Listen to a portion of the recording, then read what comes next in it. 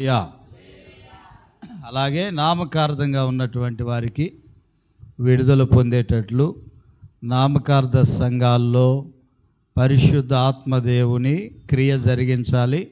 పరిశుద్ధ ఆత్మదేవుడు నడిపించాలి. పరిశుద్ధ ఆత్మ అంటే ఏమిటి? పరిశుద్ధ ఆత్మ అంటే మనకి ఎరగనటువంటి, మనం తెలియనటువంటి, మనకి ఎప్పుడు పరిచయం లేనటువంటి దేవుడు ఆయన మంచి మార్గంలో నడిపించటం. దూతలు వేరు, పరిశుద్ధాత్మ వేరు. గాబ్రియేలు దూత వచ్చాడు అనుకోండి, శుభవచనాన్ని చెప్తాడు. మిఖాయేలు దూత వచ్చాడు అనుకోండి, అతం చేస్తాడు. మిఖాయేలు దూత పని ఏంటంటే చంపటం, నరకటం. గాబ్రియేలు దూత పని ఏమిటంటే మీకు శుభము కలుగునుగాక, దేవుడి మాట చెప్పమన్నాడని చెప్పటం. ఇప్పుడు మనకి మన దేశానికి మిఖాయేలు దూత కావాలా, గాబ్రియేలు దూత కావాలా? ఎవరు మిఖాయేలు అన్నారు? గాబ్రియేలు దూత. మన దేశానికి నెమ్మది కలగాలి, ప్రశాంతత కలగాలి, మన దేశం కాపాడబడాలి అనేది మన భావన. ప్రభు సన్నిధిలో ఖచ్చితంగా మన ప్రార్థన ఆలకిస్తాడు. ఇప్పుడు మన దేశంలో కరువు ఉందా, సమృద్ధి ఉందా? కరువు ఉందా, సమృద్ధి ఉందా? కరువు ఉంది. మరి ఆ కరువు పోవాలంటే ఇప్పుడు కరువు మన దేశం మీద దాడి చేస్తున్నట్టే కదా. ఇంకెక్కడొచ్చింది స్వతంత్రం? ఆరోగ్యంగా ఉంటున్నారా? రోగాలు ఎక్కువ, లెక్క చూస్తే రోగాల వాళ్ళు ఎక్కువ ఉన్నారా మన దేశంలో? ఆరోగ్యంగా ఉండేవాళ్ళు ఎక్కువ ఉన్నారా? ఇళ్ళు ఎక్కువ ఉన్నాయా, హాస్పిటల్ ఎక్కువ ఉన్నాయా? మరి రోగాలు ఎక్కువ ఉండట, తక్కువ ఉండట? హాస్పిటల్లే ఎక్కువ ఉన్నాయి. ఎందుకంటే హాస్పిటల్లో జాబ్ చేసేవాళ్ళు ఎక్కువ మంది, ఆ స్టేర్లు, కొన్ని హాస్పిటల్ మంచాలు ఖాళీ లేక బయట పడుకోబెట్టి నానా విధాలటువంటి కష్టాలు కనుక ఎన్నో ఇబ్బందులు ఉన్నాయి. మరి స్వతంత్రం ఎక్కడొచ్చింది? స్వతంత్రం రాలేదు. పేరు స్వతంత్రం, అది నేతి బీరకాయలో నెయ్యి ఉండదు, మైసూరు బాండాలో మైసూరు ఉండదు. అదే ఊరు ఉలవపాడ, మొలగపాడ. ఉలవపాడు మామిడి పళ్ళు అంటే కానీ జనాలు కొనరు. ఇంటి వెనక మళ్ళీ చెట్టుకి కోసుకొచ్చి మైకులో ఉలవపాడు మామిడికాయ అంటే మాత్రం కొంటారు. అట్ట కొన్ని పేర్లు ఉంటాయి కానీ పేరుకు తగ్గ ఫలాలు ఉండవు. స్వతంత్రం ఉంది. ఇది ఎన్నో సంవత్సరం అండి స్వతంత్రం వచ్చి? ఇది ఎన్నో సంవత్సరం? 80 సంవత్సరాలు. స్వతంత్రంలో పోరాడి గెలిచిన వాళ్ళు ఇప్పుడు ఎవరైనా ఉన్నారా మన మందిరంలో? స్వతంత్రం వచ్చినప్పుడు చూసిన వాళ్ళు నేనైతే లేను. మీరున్నారా? 80వ సంవత్సరం ఇది. అంటే మీకు ఒక 90 ఉంటే కన్నా ఉండట్టు స్వతంత్రం వచ్చిన. కనుక అప్పటి నుంచి స్వతంత్రం వచ్చింది. స్వతంత్రం ఏమొచ్చిందంటే బయట దేశాల వాళ్ళు వచ్చి మన దేశాన్ని పాలించకుండా ఉండటానికి స్వతంత్రం వచ్చింది. మన దేశాన్ని మనమే పాలించుకునేటట్లుగా స్వతంత్రం వచ్చింది. కానీ మన దేశంలో మన వాళ్ళే మనకి స్వతంత్రం లేకుండా దోసుకు తినేవాళ్ళు ఉన్నారు. అందుకని మన దేశ క్షేమం కొరకు ఇప్పుడు మనం చేసే ప్రార్థన ఏంటంటే బయట దేశాల వాళ్ళు వచ్చి మన దేశాన్ని వేలుబడి చేయకుండా ఉండేటట్టుగా ప్రార్థన చేయాల్సిన అక్కర్లేదు. వాళ్ళు ఏం రావట్లేదు. బయట దేశం వాళ్ళు వచ్చి, అమెరికా దేశం, ఇంగ్లాండ్ దేశం, పాకిస్తాన్ దేశం వాళ్ళు వచ్చి మన దేశాన్ని పాలించట్లా.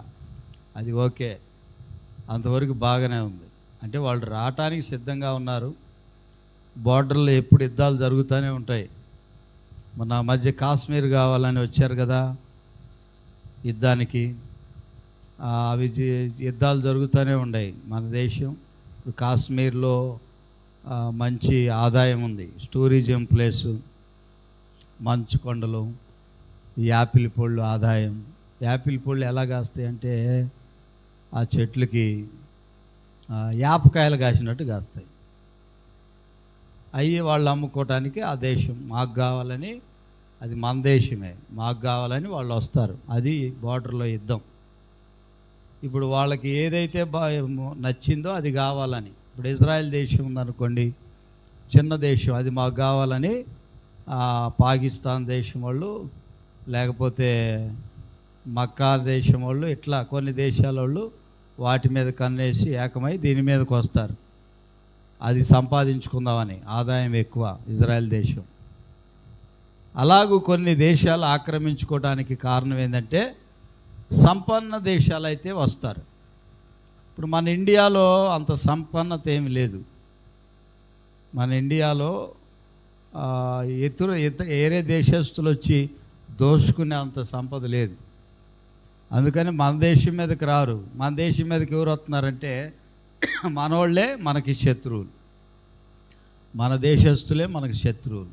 అందుకని ప్రతి ఒక్కరిని దేవుడు కనికరించాలి, మన దేశం బాగుండాలి. ప్రాముఖ్యంగా క్రైస్తవ్యానికి వ్యతిరేకం, మత భేదాలు కల్పించే వాళ్ళు మన దేశంలో ఉన్నారు.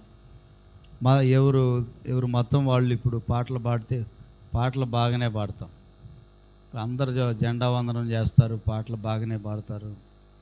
3 రంగులు జెండా ఒకటే అని, మనదంతా ఒకటే భూగోళం అని, ఒకటే చక్రం అని, అవి సూచనలు మాత్రం ఉంటాయి. కానీ ఆ రంగులు ఎలాగ ఉన్నాయో అలాగే ఎవరికి వాళ్ళే ఉంటారు.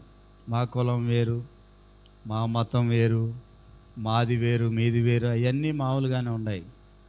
మళ్ళీ జెండా వందనం మాత్రం బాగానే చేస్తాం. కోర్టులో న్యాయదేవత దగ్గర ప్రమాణం చేస్తారు. భగవద్గీత అన్నది కోర్టులో ఉండేది. చేయి పెట్టి ప్రమాణం చేసి అంతా నిజమే చెబుతూ ఉంటారు, అంతా అబద్ధమే చెబుతారు. ఏమండి, మరి స్వతంత్రం ఎక్కడి నుంచి వచ్చింది?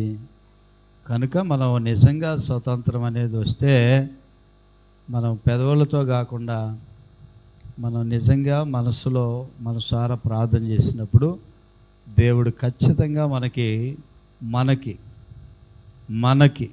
ఎందుకంటే యేసు ప్రభు వారు చెప్పారు, మీరు శోధనల్లో పడకుండా ఉండునట్లు ఒక గడియ మేల్కొని ప్రార్థన చేయండి. హల్లెలూయా, హల్లెలూయా. ఎవరు ప్రార్థన చేయరో, ఎవరు ప్రార్థన చేసుకోరో, ఎవరికి ప్రార్థన అనుభవం ఉండదో వాళ్ళ జీవితము అంతా కూడా వాళ్ళు నెమ్మది లేకుండానే ఉంటారు. ఆ అనుభవం నాకు కూడా ఉంది. నేను అందుకే మీకు కూడా చెబుతున్నా, ప్రార్థన చేయకపోతే మన జీవితమే మనకి ఎలా బ్రతకాలి, ఎలా జీవించాలి, ఎలా నడవాలి, మనల్ని మోసం చేసేవాళ్ళు ఎక్కువ ఉన్నారు, ఎవరు సహాయం చేసేవాళ్ళు ఎవరు లేరు, ఆపదలో మనల్ని ఆదుకునే వాళ్ళు ఎవరు లేరు, మన కష్టాలు తీర్చేవాళ్ళు ఎవరు లేరు. మనంతట మనమే నిలబడాలి, మనంతట మనమే పోరాడాలి, మనంతట మనమే గెలవాలి. ఇవన్నీ లోకంలో ఉన్న వాళ్ళకి వస్తాయి. అదే మనం ఎప్పుడైతే దైవ సన్నిధిలో ప్రార్థనలో ఉన్నామో, యుద్ధమో యెహోవాదే. హల్లెలూయా, హల్లెలూయా. దావీదు అంటాడు కదా, అంత పెద్ద గొలియాతు మీదకి వెళ్తున్నావే, ఆయన గురించి తెలుసా? ఆయన గురించి 6.5 అడుగులు హైటు, నీవు 2.5 హైటు, 6.5 హైటు చెప్తున్నారనమాట ఈయనకి. ఆయన 6.5, నువ్వు 2.5. ఆయన డాలు రౌండ్గా ఉంటుంది కదా, డాలు పట్టుకునేది, ఆ పట్టుకునే డాలు 50 కేజీలు బరువు. ఒట్టి డాలే 50 కేజీలు. అది కంచుతో తయారవుతుంది, బాణం వేసినా అందులోకి దిగదు, పెళ్ళమని తగిలి వెనక్కి వెళ్ళిపోతుంది. 50 కేజీలు అది డాలు బరువు. ఈయన 25 కేజీలు. కనీసం డాలు వెయిట్ కూడా లేవురా నీవు చెప్తున్నారు. ఈయన 25 కేజీలు, అదేమో 50 కేజీలు, రౌండ్గా ఉంటుంది. ఆయన చేతిలో ఉంటుంది కత్తి, ఖడ్గం. అది ఇంచుమించుగా 70-80 కేజీలు బరువు ఉంటుంది. ఆ కత్తి బరువుకే తెగిపోతారు మనుషులు. కత్తి అలా వేస్తే గట్టిగా వేయాల్సిన అక్కర్లేదు, అలా వేస్తే తెగిపోతారు, అంత బరువు. ఆయన మీదకి నువ్వు యుద్ధానికి వెళ్ళటానికి నీ దగ్గర ఏముండయి, నా దగ్గర ఏమి లేవు. మరి వేసుకో వస్త్రాలు, రాజుగారు చెప్పాడు, సర్వాంగ కవచం ధరింపజేయండి, వస్త్రాలు వేయండి అని. అవి వేసి చూస్తే ఆడ నేలకపోయినట్టు ఉన్నాయి. ఈ నాకు అలవాటు లేదండి, తీసేసి. మరి ఈట తీసుకో, బాణం తీసుకో, బాణం వేయటం వచ్చా? ఈట అది వచ్చేసి 6 అడుగులు ఉంటుంది బాణం, ఇల్లం వేసేది 6 అడుగులు హైట్ ఉంటుంది. దాన్ని ఇట్ట మడిచి ఉంటుంది, దానిలో పెట్టి లాగి కొట్టాలి. అది పోయటానికి కూడా సరిపడి ఈయన 2.5, అది 6 అడుగులే. ఎట్ట ఎత్తుకుంటాడు? పట్టుకోలేడు, లాగలేడు. దేనికి కూడా సరిపడలేదు. మరి ఎలా వెళ్తావు అంటే చెప్పాడు, ఇదిగో మా మందలో ఒకసారి, మా గొర్రెల మందలో తోడేలు వచ్చి గొర్రె పిల్లని మెడకేసుకొని పట్టుకొని పరిగెత్తుతూ ఉంది. నేను దాన్ని పట్టుకొని, దేన్ని? గొర్రె పిల్లని కాదు, తోడేలు. ముందు గొర్రె పిల్లని పట్టుకుంటే ఇది మెడ పట్టుకుంది కదా, గొర్రె పిల్లని పట్టుకొని లాగితే మెడ చీలిపోతుంది, ఈయనే చీల్చినట్టు. గొర్రె పిల్లని పట్టుకుంటే ఈయన ఏం చేశాడు? దాని నోట్లో ఈయన చేయి పెట్టాడు, దవడ కాడ చేయి పెట్టి, తోడేలు నోట్లో నుండి నా మందలో గొర్రెని నేను కాపాడుకోగలిగాను. హల్లెలూయా. నాకు తెలుసు, తోడేలు నోట్లో నుంచి, దాని నోట్లో మెడ ఉన్నప్పుడు ఎక్కడ పట్టుకుంటే దాన్ని పిల్లను బ్రతికించుకోగలం అనేది తెలియాలి. వరకు తోడేళ్ళను పట్టుకోవటం కాదు, తోడేలు కాళ్ళను పట్టుకుంటే ఉపయోగం ఉంది, అది కొరికేసింది. దాని నోట్లో నుండి గొర్రె పిల్లను కాపాడుకునేటట్లు దేవుడు నాకు శక్తినిచ్చాడు. ఇంతమంది జనాలు, ఇజ్రాయెల్ ప్రజల్ని, ఆ రాజ్యాన్ని కాపాడుకోవడానికి నా శక్తి ఎందుకు? నాకు దేవుని శక్తి ఉంది చాలు. యుద్ధానికి వెళ్తుంది నేనే కానీ యుద్ధం చేసేది యెహోవాయే. హల్లెలూయా. నాకు ఒక ఇది తెలుసు. నాకు ఒడిశాల ఒకటి ఉంది, ఒడిశాల చిన్న బ్యాగ్, అదే సంచి, కర్ర, ఈ 3 తీసుకొని బయలుదేరాడు గొలియాతు మీద. ఆ ఏట్లో 5 రాళ్ళు ఏరుకున్నాడు, 5 రాళ్ళు ఏరుకొని సంచులు వేసుకున్నాడు. స్వతంత్రం ఊరక రాదు, దేవుడిస్తే వస్తుంది. 5 రాళ్ళు ఏరుకొని సంచులు వేసుకొని వడిశాలు తీసుకొని వెళ్ళేటప్పుడు అక్కడ గొలియాతు ఉన్నాడు, ఇక్కడ దావీదు ఉన్నాడు.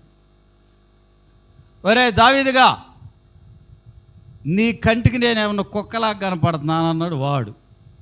గొలియాతు అన్నాడు, యుద్ధ రంగంలో, అది కూడా బహిరంగ యుద్ధం, మడతాలు కట్టినోడు ఎవడైనా ఉంటే ఇక్కడికి రాండి అంటారు చూడు, అది అక్కడ ఆ యుద్ధం. అది దావీదు ఇక్కడ నిలబడ్డాడు. ఎవడరా నువ్వు నా దృష్టిలో ఏమిటో తెలుసా? ఆఫ్టర్ ఆల్ అన్నాడు దావీదు. ఎంత 2.5 ఉండి 6 అడుగులున్నారు, ఆఫ్టర్ ఆల్ అన్నాడు. వాడికి ఆఫ్టర్ ఆల్ అని వినపడింది. ఏమిటి ఆఫ్టర్ ఆల్ అంటే, నీవు సున్నతి పొందలేదు, నేను సున్నతి పొందాను, నా దేవుడు ఉన్నాడండి. సరే రారా, దగ్గరికి రారా అన్నాడు వాడు. వత్తనా ఉండరా అని సంచిలో రాయి తీసి ఒడిశాల్లో పెట్టి గీరా గీరా గీరా గీరా తిప్పుతున్నాడు. వాడి ఖాళీ ఎక్కడ ఉందో తెలుసా? ఇదిగో ఈ బొట్టు పెట్టే కాడే ఉంది. గొలియాతుకి ఖాళీ ఇక్కడే ఉంది, ఎందుకంటే యుద్ధానికి వెళ్ళేటప్పుడు బొట్టు పెట్టాలన్నమాట. అక్కడ ఖాళీ వదులుతారు. ఇది తలకి హెల్మెట్ అటాటిది, కిరీటం తగిలించినప్పుడు ఇక్కడే ఖాళీ ఉంటుంది. అక్కడ జయం కోసం పెడతారు.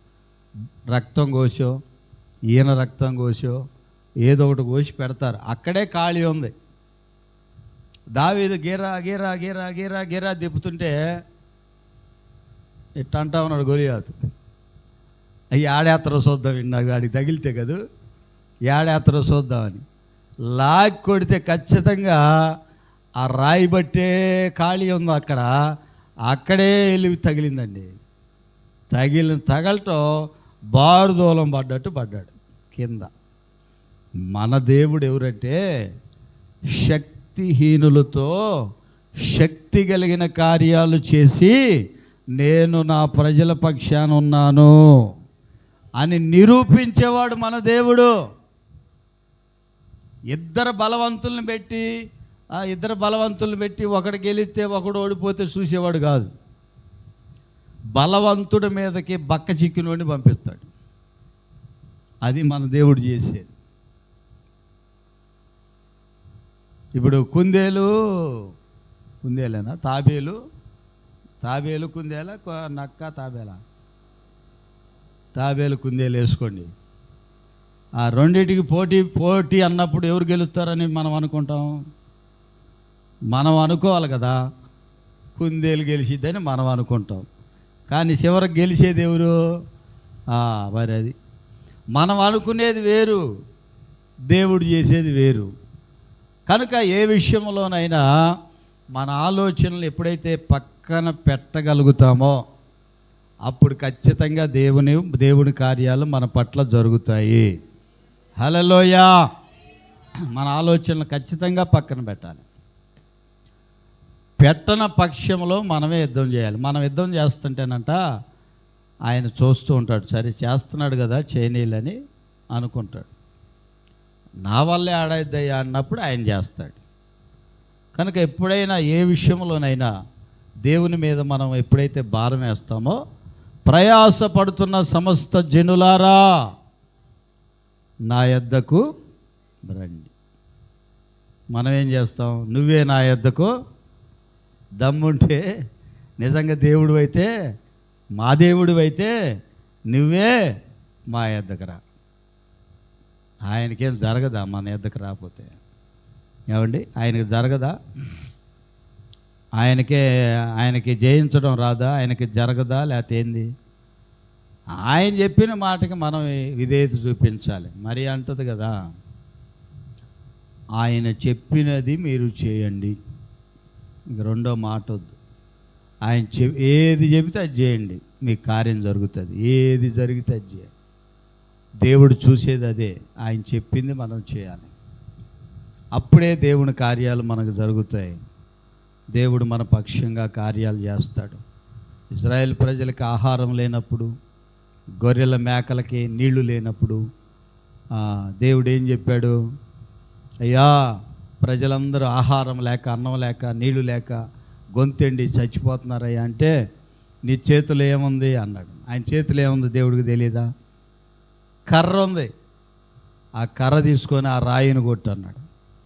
ఆ రాయిని కొడితే ఏమొచ్చింది? రాయిలో నుంచి రాయిని కొడితే నీళ్ళు వస్తాయని ముందు తెలుసా ఈయనకి? కొట్టే ఆయనకి తెలుసా? కొట్టే ఆయనకి తెలియదు. రాయిని కొట్టో. దీని అర్థం ఏమిటంటే, అంత కఠినమైనటువంటి కష్టతరమైనటువంటి ఆ సమస్యలు మనకున్నా మనం ప్రార్థన చేసినప్పుడు ప్రార్థనకే జరుగుతాయి అంటారు కొంతమంది. ప్రార్థనకి జరగంది అంటూ ఈ లోకంలో ఏది లేదు. హల్లెలూయా.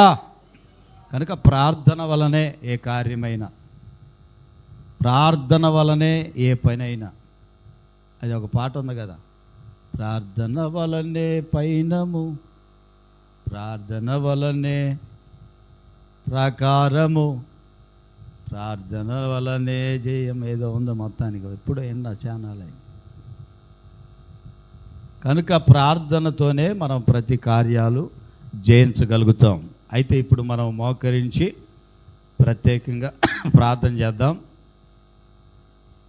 మనం చేయవలసిన అంశం ఏమిటంటే, మన దేశంలో శాంతి సమాధానము ప్రతి ఒక్కరికి దేవుడు అనుగ్రహించాలి. ఏ మతంలో వాళ్ళకైనా మత భేదాలు, మత పిచ్చి కలిగిన వారికి, మత పిచ్చి కన్నా మత పిచ్చికి ఎక్కువ ఉందంట బలం. పెద్దల సామెత అది. కనుక ఆ మతాలన్నీ, మత భేదాలు కలుగు చేసేవాళ్ళు అందరూ మనుషులే. దేశం అంటే మట్టి కాదు కదండి, మనుషులే కదా. మరి మట్టిలాగా భావిస్తారు కొంతమంది. భేదాలు తేడాలు అవన్నీ వస్తాయి. మళ్ళీ స్వతంత్రం వచ్చిందంటారు. ఏం అర్థం కాదు మనకి. నేను చిన్నప్పటి నుంచి చూస్తున్నా, స్వతంత్రం వచ్చిందంటున్నారు, కానీ ఏడొచ్చిందో నాకు అర్థం కావట్లా. ఎవరి మీద వచ్చిందో అర్థం కావట్లా, ఎవరి మీద జయించారో అర్థం కావట్లా. ఒక్కొక్కళ్ళకి చుట్ట మీద స్వతంత్రమే రాదు, చుట్టే ఈ ఏలుబడి చేస్తుంది. ఆ చుట్టు పాపం మీద స్వతంత్రం ఉండదు, పాపం ఏలుబడి చేస్తుంది. దరిద్రం, కరువు, పిసినారితనం ఇవన్నీ ఏలుబడి చేసి దేవునికి దూరం చేసి. పిసినారితనం అనేది కూడా ఒక పోరాటం. అది మనం ఎప్పుడైనా ప్రభు సన్నిధిలో ధారాళంగా ఉంటేనే దేవుడు మనల్ని ఎప్పుడు కూడా, జనులు ఆశ్చర్యపడాలి. వాళ్ళకిలాగా నువ్వు ఉంటే ఇంకా ఆశ్చర్యం ఎక్కడి నుంచి వస్తుంది? వాళ్ళకి నీకు తేడా లేకపోతే ఇంకా ఆశ్చర్యం ఏందని. వాళ్ళెట్ట పిసినారుగా ఉంటున్నారో, వాళ్ళెట్ట ప్రార్థన లేకుండా ఉంటున్నారో, వాళ్ళెట్ట కష్టపడుతున్నారో అలాగే నువ్వు ఉంటే ఇంకా ఆశ్చర్యం ఏమిటి?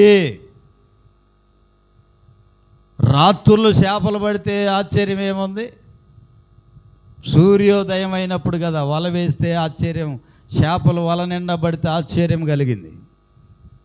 అయ్యా ఈ టైంలో చేపలు పడవు, నీ మాట ప్రకారంగానే వల వేస్తున్నాను అన్నప్పుడే చేపలు వచ్చాయి. కనుక ఆశ్చర్యకరమైనటువంటి కార్యాలు మన దేవుడు ఎప్పుడు